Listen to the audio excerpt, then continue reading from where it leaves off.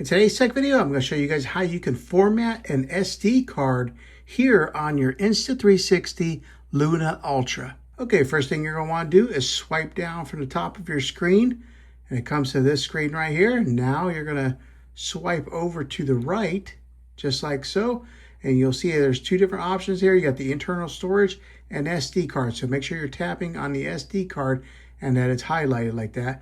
Next, you'll want to go to Storage Management. You'll tap on that, and now you'll see that there's an option to format the SD card right there. All you do is tap on it, and it'll give you an option to delete all the files in the storage for a quick format or a deep format. So you'll pick one of those, and then when you click on it, it'll give you another screen here to confirm.